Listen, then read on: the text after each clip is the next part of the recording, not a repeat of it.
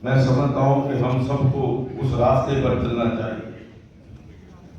वैसे तो डॉक्टर भीमराव अंबेडकर जी को कई बार हम कहते हैं कि वंचित वर्ग के मसीहा थे।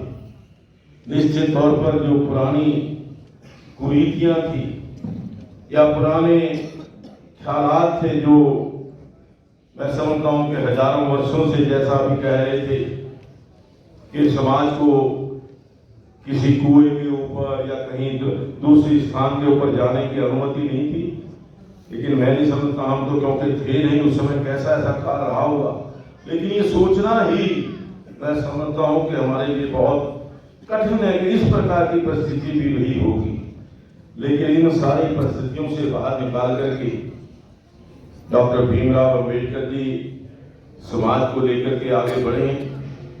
और डॉक्टर विजय गायत्री ने जो उनकी विदेशों के अंदर हो या जो उन्होंने हमें संदेश दिया हो या जो उनकी कार्यशैली है, जो उनकी कंट्रीब्यूशन है, उसके बारे में भली भांति बताया है। मैं, क्योंकि समय बहुत हो गया और भोजन की जब भूख लगी हो ना, भोजन और राशन ये दोनों इकट्ठे नहीं चलते। आप लोग बड़ी देर से सुबह क्या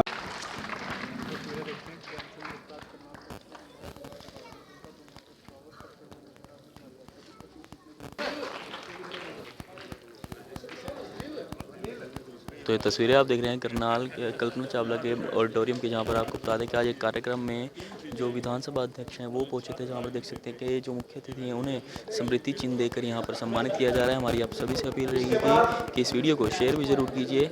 आपको बता दें कि विधानसभा अध्यक्ष ध्यानचंद गुप्ता आज करनाल पहुँचे थे एक कार्यक्रम में, जहाँ पर देख सकते हैं कि उनके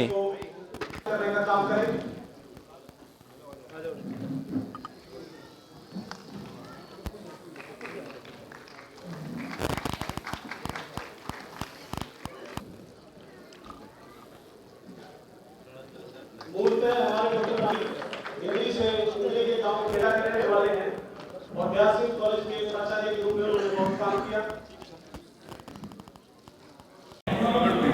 संगोष्ठी का आयोजन किया गया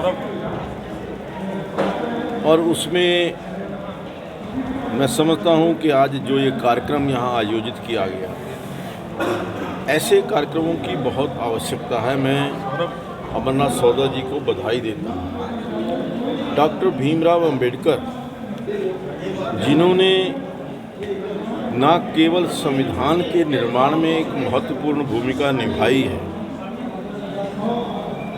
उसके अलावा देश के निर्माण में भी उनका बहुत बड़ा योगदान रहा है। जिस प्रकार से उन्होंने समता और समरसता का संदेश, आपसी भाईचारे का संदेश पूरी दुनिया को दिया, पूरे भारत को दिया, मैं समझता हूं कि आज यदि हमारा लोकतंत्र तरक्की कर रहा है, हमारा देश तरक्की कर रहा है, वो डॉक्टर भीमराव अंबेडकर जी ने जो हमें संविधान दिया, जो मार्गदर्शन दिया, वो उसी का परिणाम है। डॉक्टर भीमराव अंबेडकर जी ने कहा कि देश सर्वोपरि है।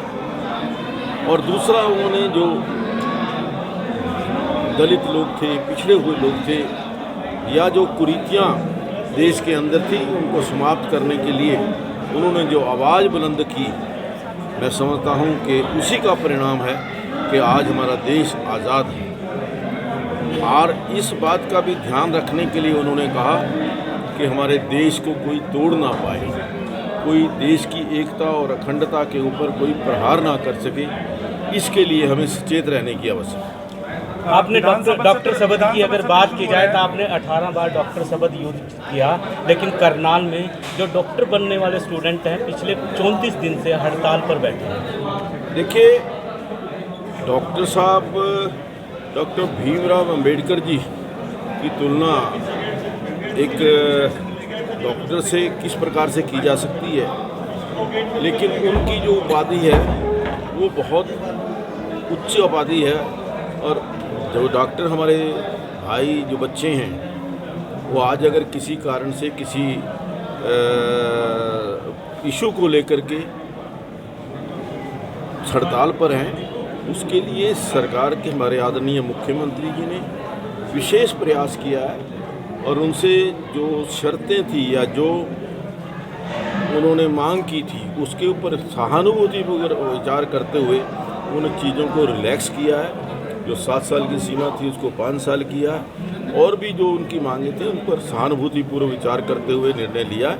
और मैं उनसे निवेदन करूंगा कि देखिए, डॉक्टर्स का एक जो पेशा है या डॉक्टर का जो कार्य है उसके पीछे सेवा जुड़ा हुआ है। जब हम किसी डॉक्टर की बात करते हैं तो ये समझते हैं कि वो सेवा के लिए, और सेवा के लिए सभी जो हमारे नए डॉक्टर्स हैं या पुराने डॉक्टर्स हैं उनको सेवा की दृष्टि से ही कार्य करना चाहिए। सर, विधानसभा सत्र